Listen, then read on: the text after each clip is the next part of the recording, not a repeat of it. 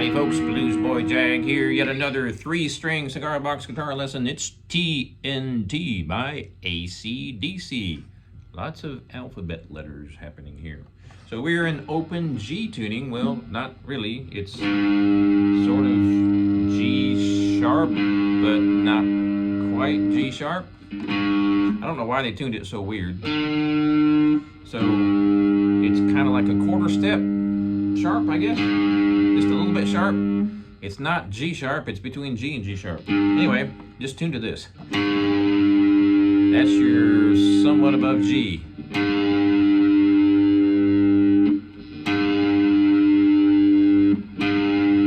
And this is somewhat above D. Maybe a quarter step sharp. And somewhat above G again. Alright, this song is pretty easy. You're going to be using bar chords for the whole thing. We're going to start out here on the 8th fret.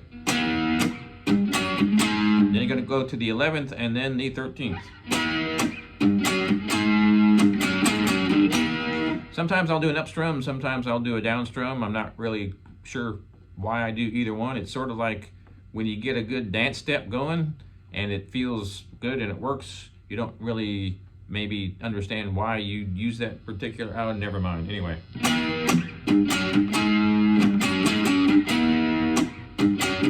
So I like to put some clicks in. The clicks kind of simulate the drums, so it keeps me in time. You don't have to do that. I'm also sometimes doing ups and sometimes doing down strums. It doesn't really matter, it's totally up to you. I will say that if you do downstrokes, you're going to get more bass, for sure, out of a 3-string CBG. Crank up your bass on your amp, and crank up your mids on your amp, and crank up the distortion, of course. But you will get more of a bass if you play the downs rather than the ups.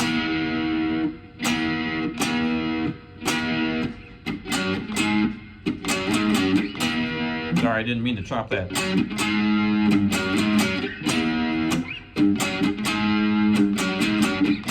Sometimes I do ups on these.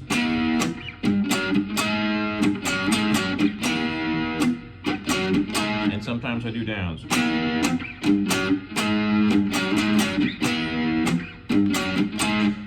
It's good to be able to do it either way. Doesn't really matter. If you don't do it, if you don't know how to do this,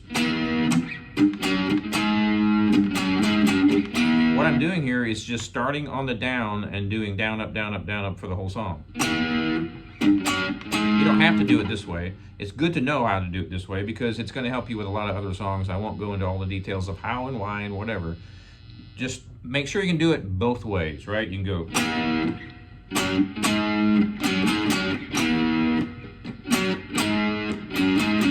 I'm doing some ups there, obviously. You got to do that. Anyway, whatever works. You can do all downs if you want. I recommend knowing how to do ups and downs on these sort of rhythms. For those of you who've been playing guitar for a while, y'all are probably just like, yeah, I already know all that stuff.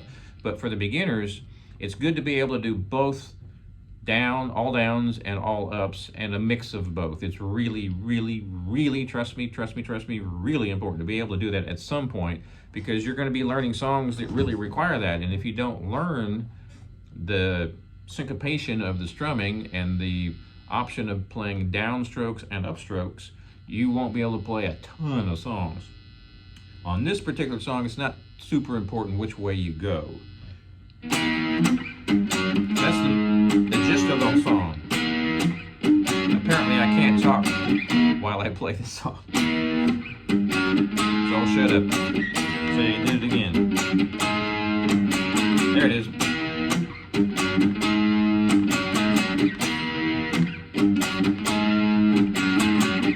Now, for those of you who are somewhat veterans, you're probably going to be really bored by the next 30 seconds. But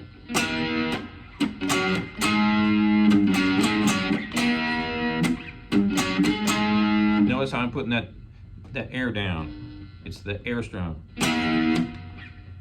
So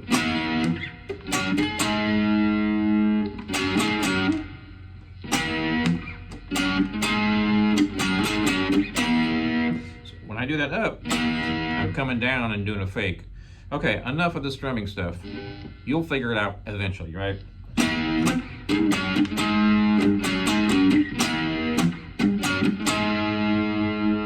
So he hangs on that chord at the end of the verse, and then this is the chorus.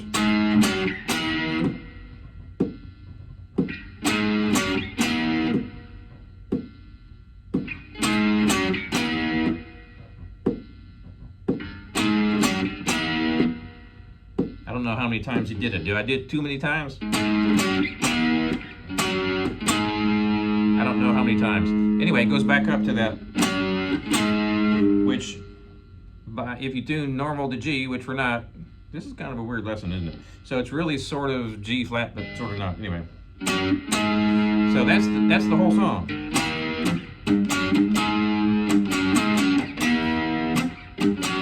I recommend putting clicks in as you learn how to do this. If you already know how to do this, obviously you can ignore this part, but clicks really help. And if you've seen my other lessons, it's just really, really absolutely critical to be able to do that at some point, because you can play all sorts of funky songs, all sorts of really cool inverted strumming techniques on all sorts of songs. You don't have to play cover songs exactly like the record. You can mix up your strum pattern and it sounds exactly like the record, but you're actually not playing exactly like the record. Anyway, that's a good example of it. So I'm doing, starting on the down, and that last chord's on the up. And then I'm doing a fake down. That keeps you in time. Anyway, I know I've been going on and on about these three chords, but that's the whole song. Now, how would you play a solo? So what we're doing here is, this is the key of the song. So you can play the pentatonic right here.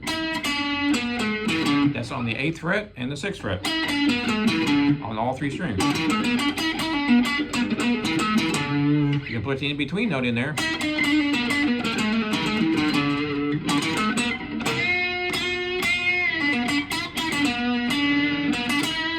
That's your root note, because that's the key.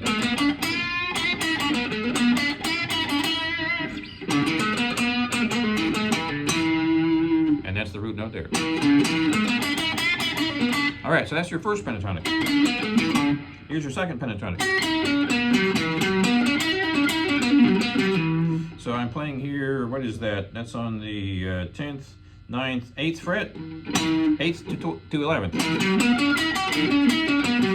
And that's the pentatonic for this key of the song. It's the 1, 4 fingers, first finger, fourth finger. Now the last one is 11 to 13.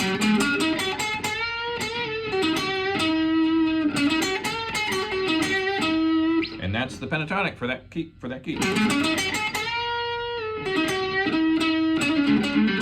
Now here's another thing. You can play the in-between notes on this box. And this box down here. So here's your box. And here's the in-between notes with the box. Gives you a lot more chord, a lot more notes, a lot more cool licks.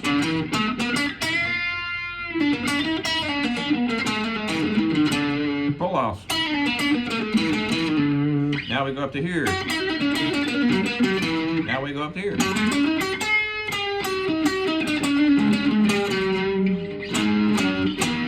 And that's the whole song, folks. Hope you enjoyed that. Hope I didn't ramble too much. Be sure and subscribe if you haven't already. Check out my website, jagshouse.com. Cigar box guitars just like this one right here since 2004, over 4,000 sold. And we'll see you next time.